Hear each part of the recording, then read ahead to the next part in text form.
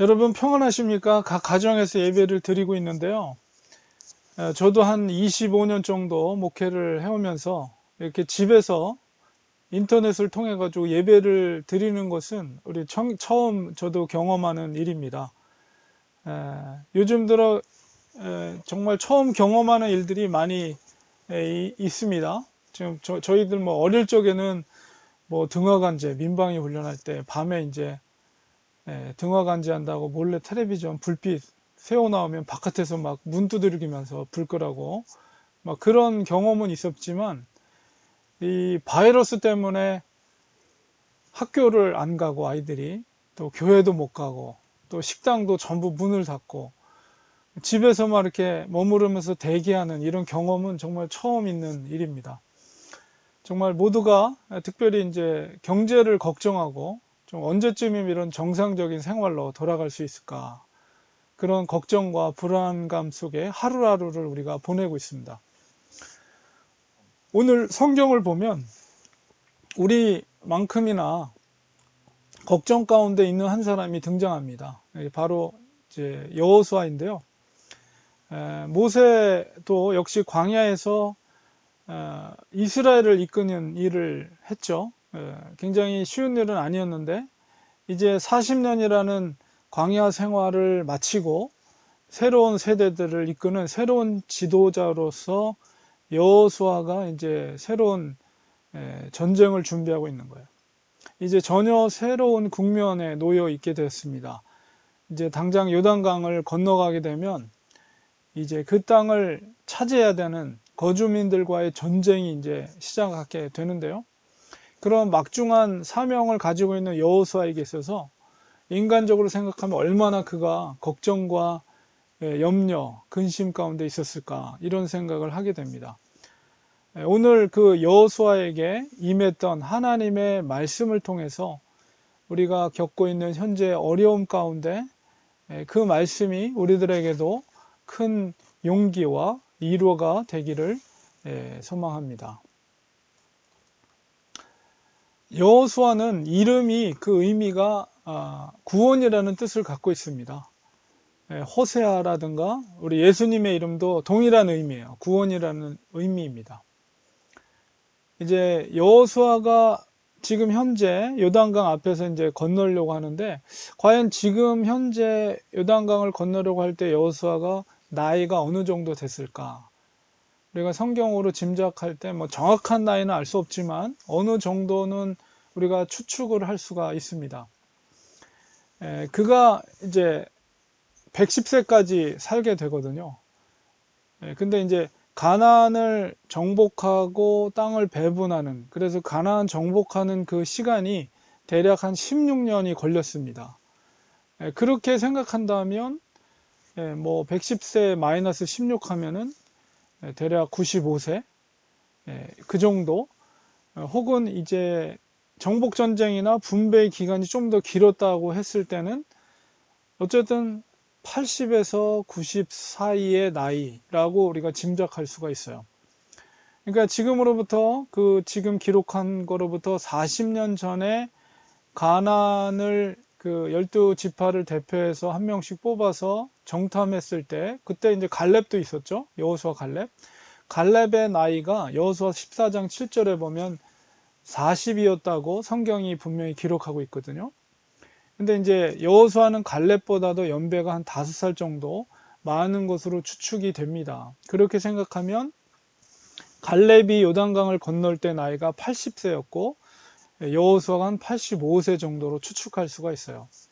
그러니까 대략 80에서 90 사이의 나이에 지금 하나님의 말씀을 받고 있다, 이렇게 생각하시면 됩니다. 그러니까 85세라고 치면 85세 나이에 과연 전쟁을 치를 수 있을 것인가 라고 했을 때 정말 쉽지는 않은 일이다, 이렇게 추측이 됩니다. 이스라엘의 조상 아브라함에게 약속된 그 땅을 정복하는 그 막중한 사명이 여호수아의 어깨에 있었는데, 그런 시기 가운데 하나님의 말씀이, 오늘 말씀이 바로 여호수아에게 임했던 말씀이에요. 이 말씀을 정말 우리들에게 하나님이 하시는 말씀이다 이렇게 받을 때 우리에게도 역시 하나님의 큰 위로와 또 능력이 될 줄 믿습니다. 우리 이 말씀 가운데 하나님께서 세 가지를 약속하거든요. 그 세 가지 중에서 첫 번째는 뭐냐면 바로 내가 모세와 함께 한 것처럼 내가 너와 함께 할 것이다. 1장 5절에 보면 내 평생에 너를 능히 대적할 자가 없으리니 내가 모세와 함께 있었던 것 같이 너와 함께 있을 것임이니라. 내가 너를 떠나지 아니하며 버리지 아니하리라.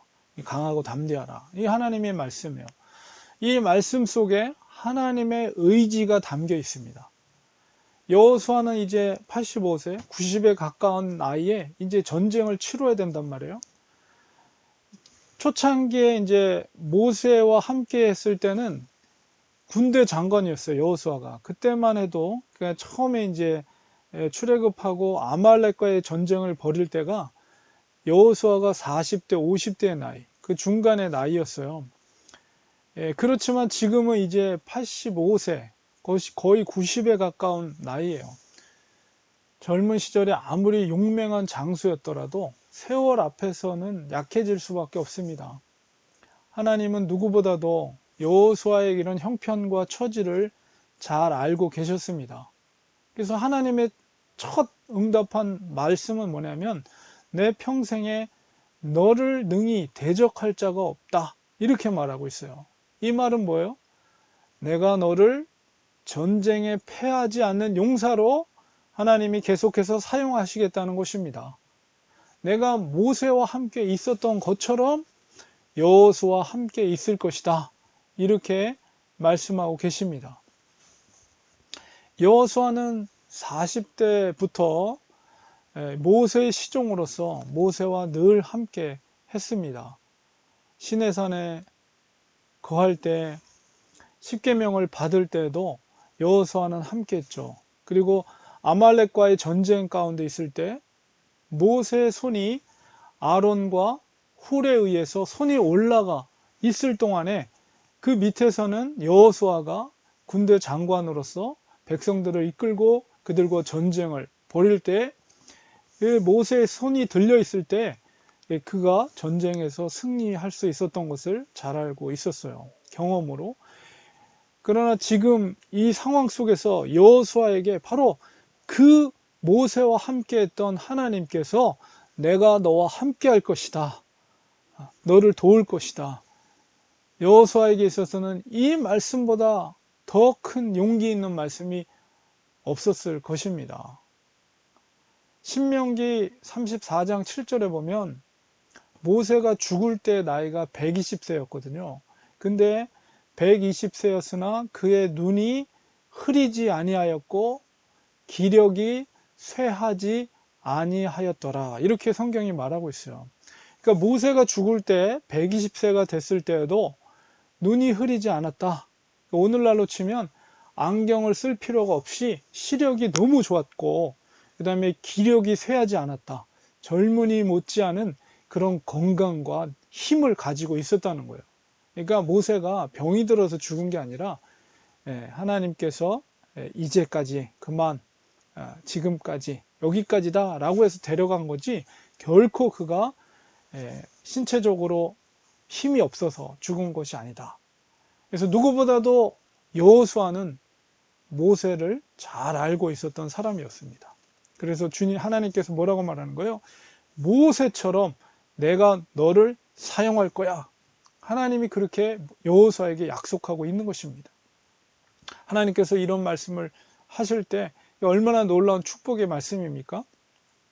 여호수아는 하나님의 말씀을 듣고 자기의 힘이나 자기의 경험을 의지하지 않았습니다. 오직 하나님의 말씀을 약속의 말씀으로 의지했다는 거죠. 성경에는 처음과 끝이 그 믿음이 변함이 없는 사람이 드물거든요. 그러나 여호수아는 처음과 끝이 그 믿음에 있어서 변질되지 않은 그런 아주 훌륭한 사람이었습니다.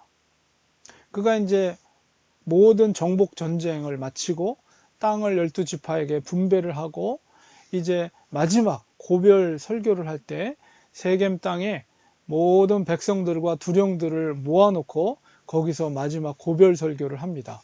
그 내용이 바로 여호수아 24장 15절에 등장하거든요. 그래서 그 말씀 속에 뭐라고 기록되어 있냐면, 만일 여호와를 섬기는 것이 너희에게 좋지 않게 보이거든 너희 조상들이 강 저쪽에서 섬기던 신들이든지 또는 너희가 거주하는 땅에 있는 아모리 족속의 신들이든지 너희가 섬길 자를 오늘 택하라. 오직 나와 내 집은 여호와를 섬기겠노라. 이런 고백을 하면서 마지막 이제 노년에 죽음 앞에 둔 이 지도자가 백성들에게 하는 것을 보게 됩니다. 그는 여호수아는 출애굽 때부터 광야 생활 40년 동안 그리고 정복전쟁 16년 동안 모든 그런 시간 속에서 세월 동안에 오직 하나님의 약속의 말씀을 의지했어요. 오직 말씀에 의지해서 그의 경험을 의지한 게 아니라 오직 하나님의 약속의 말씀을 의지해서 살았다는 것입니다. 우리들의 삶도 마찬가지예요. 상황, 경험이 중요한 것이 아니라 하나님이 우리에게 약속하신 말씀을 의지하면서 하나님 부르시는 그날까지 살아가는 거예요. 그게 중요한 것입니다. 두 번째로 하나님께서 이 여호수아에게 약속한 말씀이 무엇이냐? 그것은 바로 내가 약속의 땅을 차지하게 할 것이다. 이 말씀을 하고 있습니다. 1장 6절에 보면 강하고 담대하라. 너는 내가 그들의 조상에게 맹세하여 그들은 뭐예요? 조상들이에요. 그들에게 주리라 한 땅을 이 백성에게 차지하게 하리라. 이 조상은 누구예요? 처음은 바로 아브라함입니다. 하나님은 이스라엘의 조상이었던 아브라함을 부르시고 본토 친척 아비 집을 떠나 하나님께서 가라 하는 땅으로 떠날 것을 명하셨을 때 하나님 말씀하신 것이 바로 젖과 꿀이 흐르는 땅을 아브라함에게 약속해 줬죠. 그리고 자손이 하늘의 별과 같이 바다의 모래와 같이 번창할 것을 약속하시고 그가 바로 복의 근원이 될 것이다라고 약속하셨어요. 이스라엘 백성들은 애굽에서 430년을 살면서 아브라함과 이삭과 야곱에게 약속하신 그 말씀을 기억하고 있었습니다. 그런데 이스라엘 백성들은 상황이 변화되고 상황이 어렵게 될 때 그 약속을 쉽게 잊어버리곤 하였습니다. 그들이 광야에서 40년 동안 나그네 같은 삶을 살았던 것도 결국 그 약속을 믿지 못했기 때문에, 그 조상들에게 말씀하신 그 약속을 믿지 못했기 때문에 그렇습니다. 바로 이 40년 전에 여호수아와 갈렙이 무엇이라고 백성들에게 말했습니까? 그 가나안을 정탐하고 나서 민수기에 기록되어 있습니다. 그 말씀을 보면 민수기 14장 6절에서 8절에 보면 이 12명의 정탐꾼이 40일 동안에 정탐을 하고 와서 돌아와서 보고를 하는데 10명의 정탐꾼은 그 속에 살고 있는 거민들이 거인 같은 거민들이 살고 있는 것을 보고 우리는 그들 앞에 메뚜기라고 했을 때 백성들이 정말 울고불고 난리가 났어요. 그때 이제 여호수아 갈렙이 이야기합니다. 민수기 14장 6절에서 8절에 그 땅을 정탐한 자 중에 눈의 아들 여호수아와 여분네의 아들 갈렙이 자기들의 옷을 찢고 이스라엘 자손의 온 회중에게 말하 이르되 우리가 두루 다니며 정탐한 땅은 심히 아름다운 땅이라. 여호와께서 우리를 기뻐하시면 우리를 그 땅으로 인도하여 들이시고 그 땅을 우리에게 주시리라. 이는 과연 젖과 꿀이 흐르는 땅이니라. 그러면서 그들은 우리의 밥이다. 이런 말을 하거든요. 정탐을 했던 나머지 10명은 그들에게 비해서 메뚜기라고 했지만 우리는 메뚜기라고 했죠. 오히려 여호수아와 갈렙은 그들이 우리의 밥이라고 말했어요. 왜 그랬습니까?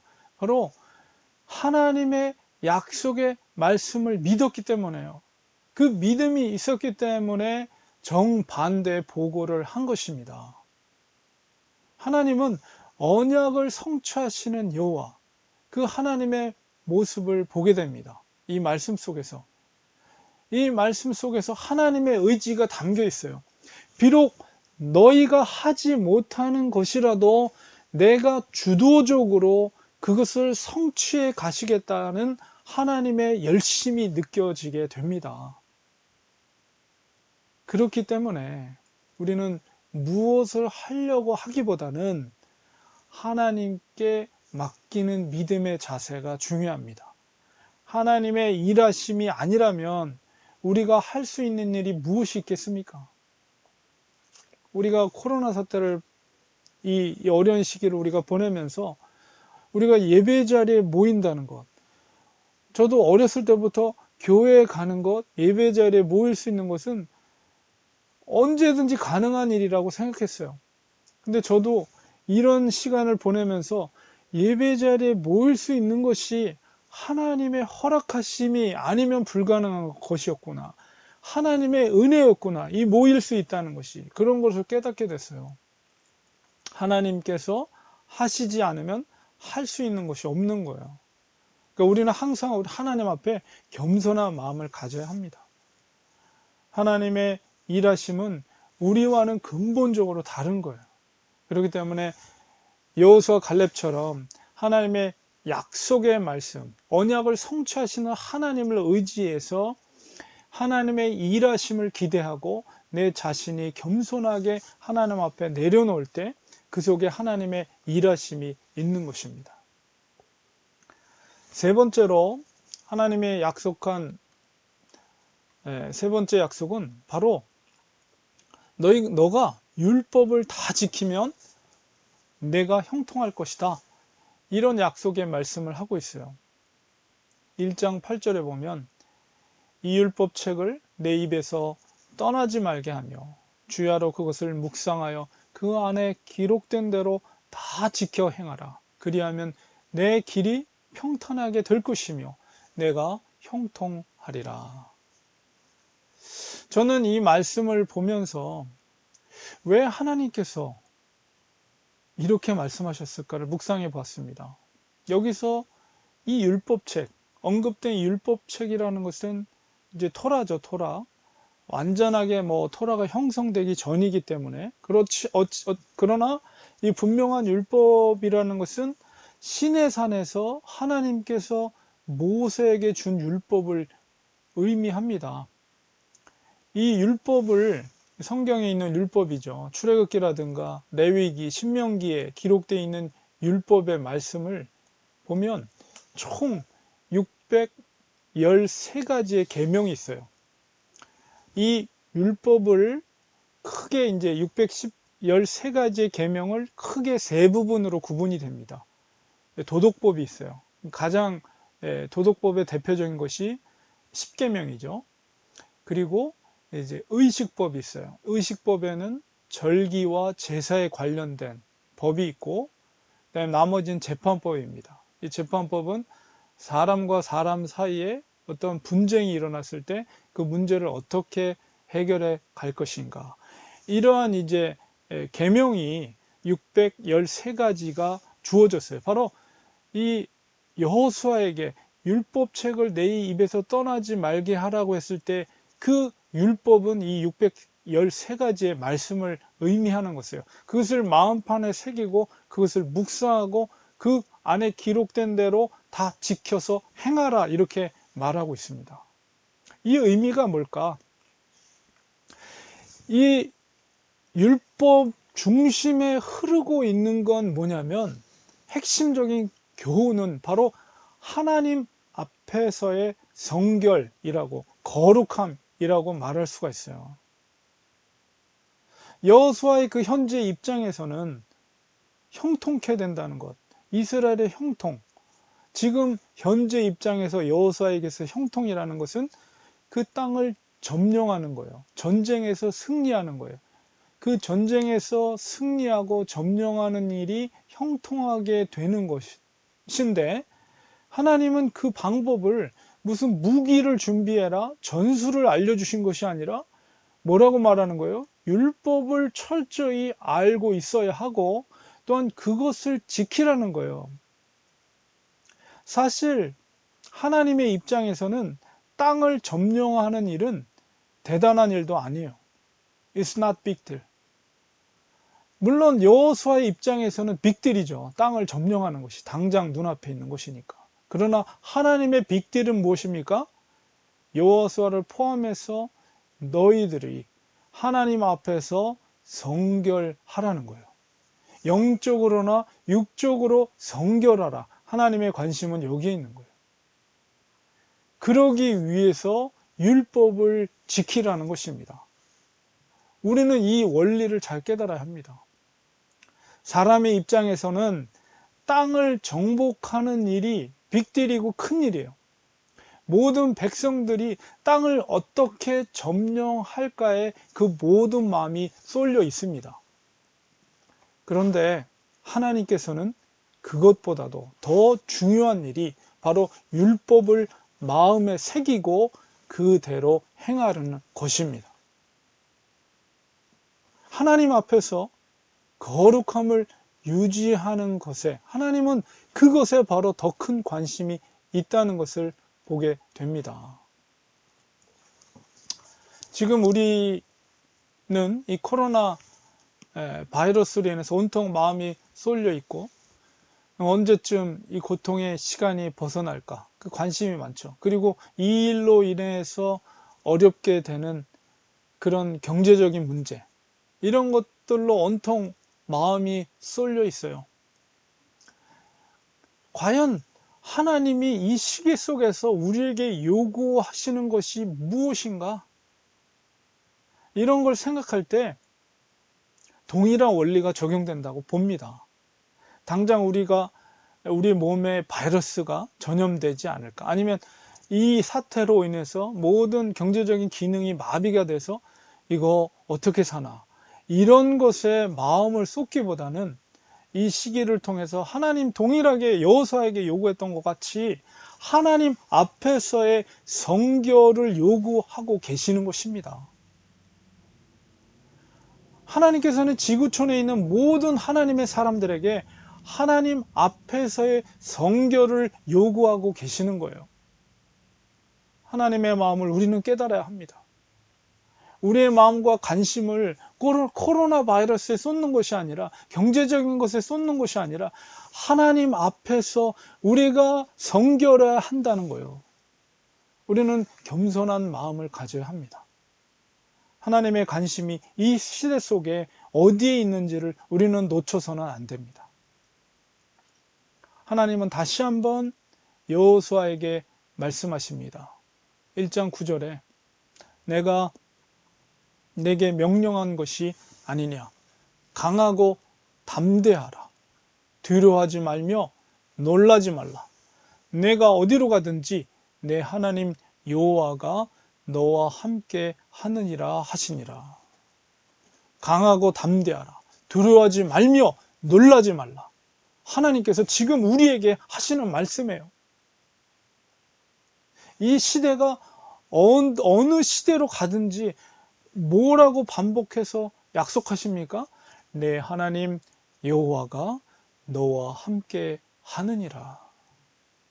여러분 이제 요단강을 건너가면 40년 동안 내리던 만나와 메추라기는 끊기게 됩니다.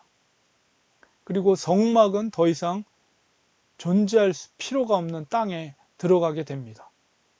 40년 동안 그들과 함께 했던 불기둥과 구름기둥은 더 이상 이제 존재하지 않게 될 것입니다. 이스라엘 백성의 마음이 어땠을까요? 여러분 구름기둥과 불기둥이 없어졌다고 해서 하나님께서 이스라엘을 떠난 것입니까? 그렇지 않습니다. 만나나 메추라기가 그들을 지킨 것이 아니에요. 구름기둥과 불기둥이 그들을 지켜준 것이 아닙니다. 하나님께서 바로 그들을 지켜주시는 것이에요. 우리 눈에 구름 기둥과 불 기둥이 보이지 않아도 하나님은 여전히 우리와 함께 하십니다. 코로나19 바이러스보다 더한 것이 올지도 몰라요. 그러나 뭐라 그래요? 하나님은 두려워하지 말라는 거예요. 하나님은 언제나 우리와 함께 하십니다. 약속의 말씀을 의지하시기 바랍니다. 철옹성인 여리고성을 어떻게 무너뜨릴까 걱정하거나 염려하지 말라는 거예요. 하나님은 반드시 그 땅을 언약 관계 속에서 주겠다고 약속해 주셨습니다. 우리가 마음을 쏟아야 할 것은 어떻게 성을 무너뜨릴까가 아니라 하나님의 앞에서의 성결을 지키는 거예요. 언약을 상기하고 언약을 기록된 대로 지키라는 것은 너희가 거룩하라는 거예요. 그것은 약속의 말씀을 믿고 행하는 것입니다. 하나님은 우리에게 말씀하십니다. 내가 너를 떠나지도 아니하며 버리지도 아니하리라. 여러분, 만나가 끊기는 것을 두려워하지 마시기 바랍니다. 불기둥이 사라지는 것을 두려워하지 마시기 바랍니다. 하나님은 반드시 새로운 땅에 더 좋은 소출로 배부르게 하실 것입니다. 하나님은 더 확실한 증거로 구원의 길을 여실 것입니다. 결론을 맺겠습니다. 여호수아가 차지하려는 가나안 땅은 단순히 이스라엘 민족의 왕국을 건설하는 사건이 아닙니다. 그것은 구속사의 역사 속에 청취해야 될 하나님의 나라의 그림자, 모형이라고 할 수가 있어요. 하나님은 역사 속에 언약을 성취하시는 분이십니다. 이스라엘을 출애굽하게 하시고 가나안 땅을 정복하게 하신 것은 그들의 조상과 맺은 언약을 성실하게 성취하신 것입니다. 예수님께서 이 땅에 오신 것은 하나님께서 이루고자 하시는 하나님 나라의 완성을 위해 행하신 가장 크신 일을 행하신 것이죠. 그건 역시 언약의 성취를 하신 것입니다. 우리는 눈에 보이는 나라가 아니라 바로 눈에 보이지 않는 하나님의 나라를 위해서 여호수아와 같이 부름받은 하나님의 백성들입니다. 여전히 그 나라를 이루기 위해서 하나님께서 우리에게 요구하시는 것은 바로 성결함이에요. 우리가 하나님 앞에 순결함으로 유지할 때 하나님은 우리를 통해 일하실 것입니다. 우리를 통해서 하나님의 놀라운 일들을 이루어 가실 것입니다. 우리가 하나님 앞에 순결함으로 나가야 합니다. 무엇보다 하나님은 어떤 상황 가운데서도 우리와 함께 하실 것을 약속하셨습니다. 성부, 성자, 성령, 성삼위 하나님께서 동일하게 너희와 세상 끝날까지 함께 하시겠다고 약속하셨습니다. 여호수아는 하나님의 그 이 세 가지 약속의 말씀을 의지하고 그가 즉각적으로 실행으로 옮기게 됩니다. 1장 10절과 11절에 보면 이 말씀을, 약속의 말씀을 받고 나서 여호수아가 그 백성들의 관리들에게 명령하여 이르되, 즉각적으로 명령하여서 진중에 두루 다니며 그 백성에게 명령하여 이르기를 양식을 준비하라. 사흘 안에 너희가 요단을 건너 너희 하나님 여호와께서 너희에게 주사 차지하게 하시는 땅을 차지하기 위하여 들어갈 것임이니라. 약속의 말씀을 의지해서 즉각적으로 실행하는 여호수아를 보게 됩니다. 우리가 하나님의 약속의 말씀을 의지하는 것이 가장 중요하고, 그 다음으로는 바로 그 믿음을 가지고 즉각적으로 믿음의 실천을 할 때 하나님의 언약과 약속은 성취됩니다. 세상의 방법과 세상의 염려를 내려놓고 하나님의 약속의 말씀을 꽉 붙잡고 힘든 이 시기를 우리가 믿음으로 극복하는 우리 모두가 돼야 되겠습니다. 다 같이 우리 기도하겠습니다. 하나님, 우리 또 여호수아의 말씀을 통해서 코로나 사태로 인해서 어려운 시간을 보내고 있는 우리 성도들에게 귀한 말씀을 허락해 주셨습니다. 이보다도 더 어려운 시간 속에 놓여졌다 할지라도 우리가 의지해야 할 것은 하나님의 약속의 말씀입니다. 우리가 하지 못할지라도 하나님은 능히 약속의 말씀을 성취해 가시는 하나님임을 믿습니다.